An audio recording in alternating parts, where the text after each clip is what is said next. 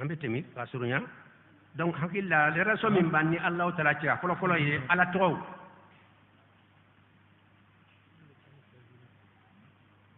ala to be mun di dama ala to be folo folo jumande dama o di ala lonye o fora ko di ala to numbe mun de sima avec so yibi ala lo ala to be ala ba fo mbetam a contre ntete hal ndi mugan sor la ibe ala yelo ala kula aflana anyo fawi kala batunai asabana jumaye ki haji ni nai oyay role munum bala indi sabanani kala deli nga furukola ala den no yanya ala harjiga dimma ala nkisi njugu mantoroma ako na nyina jugu ko de jugu tito inde ni take dongo do here kanye ima fo ala nkisi ni here so jugu be kasam ya bebe layla ay ala deli here kanye ala kan kisi jugu ma fla fara nyon kan lis ni moy e ala karamatu kuma te on ala kalimani ya damma asabana foka ni nande dir sukoy asabana ni nanda ni sisan koka ala tow ka ala la digi aka nyima ya towla kala digi o de nanna yesusa kala digi ni ala ko kale rahmande kale hina masade ifana ka hina kamara deuna ni ala ko kale wahabu de e mo gombe ala woni wahabu ye dongo do ya wahabu sulaiman ya masay ni nodi ya ko rabbi ghfirli wa hab li mulkan la yanbaghi li ahadin min ba'di innaka antal wahhab wahabu ni de sonni masa ni ala woni wahabu ye ifana ka sonni ke watibe ibe ala to minta ala ka nyuma ya towla ni ba fa ka jabiye ifana ka ke wala ke yere jukoye boni ala to ala ka nyuma ya to nunu aka hila to nunu ni yo ki jukoye abi yelama iteke harabade gansan de ahima al abdur rabbani ala ya tekri be kila hali mam mani ko fate hera soro parce que ala ya mankutu do bila ite ala de mais ala ya mankutu bila ala ka be sonne ke erbe sonne ke ala ka be hina ke be hina ayayewa ala ko ala hakude e fana ka kuma be tiyari te kalon tige e be bin fo mo ya be tiyari min be ala ka la haliyawde ni o ki yerla e be yerma ka abdur rabbani de mo de yanchela me mo gazantiye de ala ya bila ni ya tigi korofo to te hera soro e be mo ko tama mo ko sale ya soro mo ko fasonde ba abdur rabbani ni soro ala tito abada munna parce que ala ko ba farila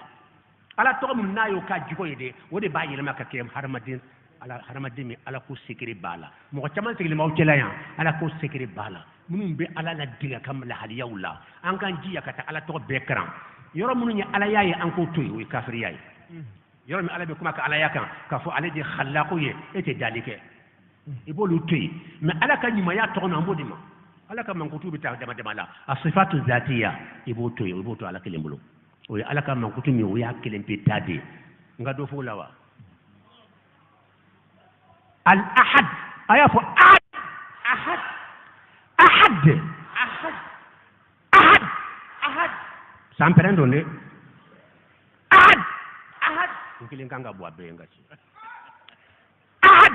أحد قل هو الله أحد قل محمد هو الله أحد الله nin kadi hali malikiyaw be ni flesane de ya fawi nin be kene fen kan e ba soro malikiya miliyar be ka ko flesta ako ne sigaw la abada ma fon kun fi abada Allahu akbar mais nin kene ni ma di ala rojme be diye foy ti ala tako ay foy ti ka kuma ala ka ala yako qul muhammada fuye huwa Allahu ahad ahad ahad ya iboto ala bulu ala mais samadu ya ibo ki jugula samadi ye jonye be ma ko be nina naw ye mo ye na ganna be ba fanga ta karsa fe na itara dra be wiki joy haji abi hajud lan abe tawre do ala ani fama o da be tout fe ki demi ka bu ka problème na mambe mo hajud la wati be samadi ya jugo bo tigila way ala mo ode do ala ka man kudum to ko ka nyuma yamba kutu ibo ki yela mais ka ala yamba kutu boy wode firawna halaki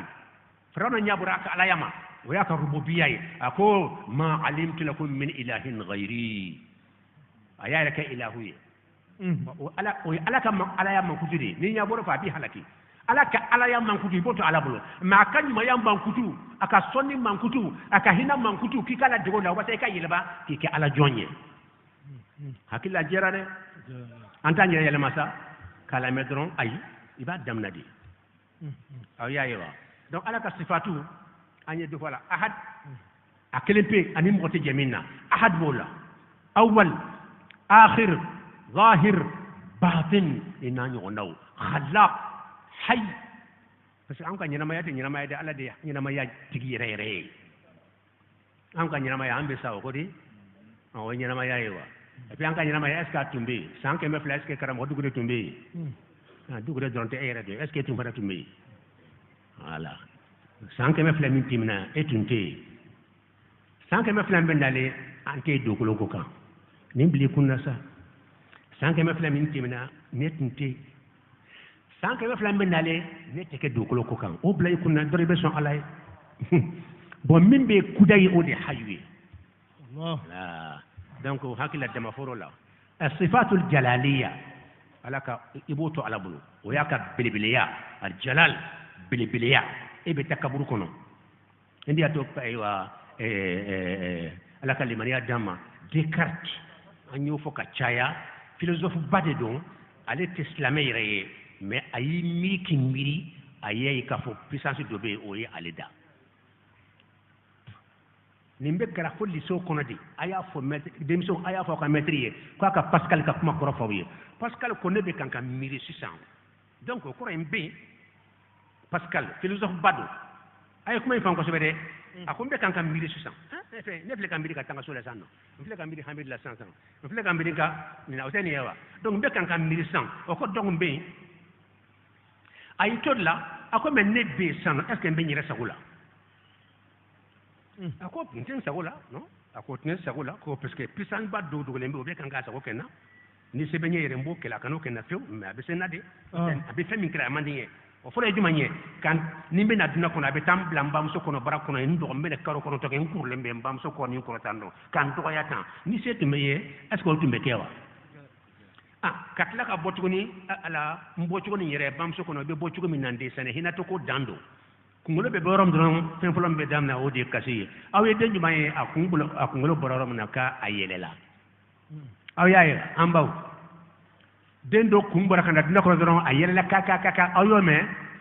bacha ambaw de ni kanda de na ya gulo borom don abe kasi ko ren nana bara so kono nara nyani sokono nyana jafa sokono nana kasi sokono wodi fana dumbi yanno ko juddugo do nyon jamfa de be nyon faaw de be nyon dabado kata jotugo fe kata karamo jugo fe ka bara jugo ke haramba dembe dhahara al fasadu fil barri wal bahri bima kasabat aydi an-nas ninde kuma ye donc alaka sifatu jalalu bi o koroye aka bunya ya sifatu e ki majibu Pascal yaye haramba dembe le bani setu menye kan to lale tanno mbe sugune ken nyire kan be bana ko taw ken nyire kan nimbe nakashidi do de kele be ka sharia do buri kananka mbe taw fen se ko tala puissance ba do be abe kan ka sa ko kenna no te nasro ne de puissance tigiye net so ni maw ko batu ka sugune ken nyire kan mbabe dongo de kan ka finunko et puis nettement sugune be chari bana ko taw be chari kasa go bi ndise kan nyire bonga fenuna ndise kan wuli kan jo do nakashibe alors que puissance bile ba do dugale mbe kan ka sa ko ke alela ale ala ko yitandi puissance de rebe abe kan ka sago kile te ka bwa ko na bada Allahu khaliqu kulli shay'in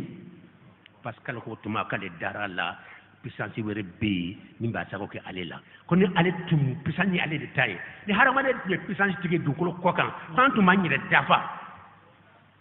amba nyire dakka nyire dafa defo shi tekena ka fombe sunu ko taka nyire kon to shi ka tuguni kata nyige na fana kata dungudo kata nyige ngono kata I tonto ko ala kan kesaba ni ben na kasude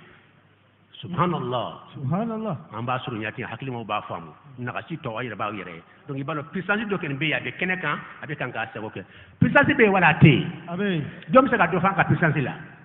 na makile fo sanwa jom se ka do refo ama sida bla kanawa o te puissance de yiwa o motne be de bari bawa asida takata ay dovernati ebola o te puissance ya ama be dina da bari bamba puissance tigi dɔ de bɛ yen a yɛrɛ tɛ yen maa bɛ kan ka puissance bila ka na dunan kɔnɔ an b'a ye tuma bɛɛ hada huwa allahu rabbul alamin sisan min bɛ yen sisan maleko ayiwa corona baba puissance tigi baw ka cɛ a bɛɛ buru la ka datugu ye dala ye n ka cɛ k'a tila i m'a ye a filɛ nin ye ne yɛrɛ ma se ka nin kɔrɔ fɔ ma hali sini walayi n bɛ kan ka miiri a kɔrɔ la parce que bana bɛna tiɲɛ dɔn mɛ aw bɛɛ ka fɛn dɔ don aw da la karafe de don wa fɛn min don t'a lon a y'a ɲɛɲini quoi nin fɛn nin kun ko dɔ bɛ kɔrɔ b'a la bana ye tiɲɛ i bɛ bana furakɛ mɛ an bɛɛ ka fɛn dɔ don an da la komi a filɛ nin ne t'a filɛ n bolo nin ye tan nɔ hami ta don k'a ye kɛ a fana t'a filɛ nin ye est ce que nin ye gansan ye non non non n tɛ gansan ye aw ko aw ye puissance tigiw de ye aw bɛɛ borila ka don aw ka so kɔnɔ i bɛ jamanaba ye avion mobili tun bɛ bori su ni tile hali a tɛ jɔ a bɛɛ jɔra i tɛ maa si ye sira la a bɛɛ donna ka so kɔnɔ ka da tugu da la mɔgɔbaw fana minisiri kunturu minnu ka k'u ye setigiw ye puissance dɔ bɛ yen min bɛ taa la wala min tɛ se wala o tɛ se takbir wala zahara al-fasadu fil barri wal bahri an k'an kɔlɔsi ne bɛ k'an k'a kɔlɔsi a sera saba la sisan a y'a f'u ye u kana dunan halaki ala ye kankari da k'a da wasa ka segin u kɔfɛ u ka segin u kɔfɛ sa dɛ saba sabara dɛ ala kɛra sɛgɛnna sa dɛ muhamadu ko de bɛ yen sisan n b'o d'aw ma bi ne ka thème ni hala daminɛ an bɛ se k'a san kelen k'ala an tɛ b'a la o parce que n ma bɔ nɔ la yɛrɛ voilà an bɛ muhamadu ko tile de la bi bɛɛ k'i tulo ma jɔ an ko gundo d'aw ma ko muhamadu don aw ni ala cɛ ni kɛni b'a fɛ ala k'i sɔn dɔrɔn muhamadu ko don a la n'i ko ala k'i kisi i bɛ muhamadu ko don a la n'o tɛ ala diminenba dɔ bi n'i y'a ye mɔgɔ mɔgɔ to yen a bɛ to yen muhamadu kama a b'i sɔn muhamadu kama n'o tɛ a tɛ mɔgɔ a bɛ dugukolo halaki ala tana dama de bɛ kɛla dugukolo kan bi n b'o fɔ aw ye ala tana dama de bɛ kɛla fo ala yɛrɛ kɔ zahara al-fasadu fil barri wal bahri bima kasabat aydi an-nas liyudhiqahum ba'da alladhi amilu la'allahum yarji'un Allahu akbar donc muhammad dun dakun de ye o ne yɛrɛ min ɲini batin kɔnɔ muhammadu ko yɛrɛ la parce que a kɛra Maroc de an taale Maroc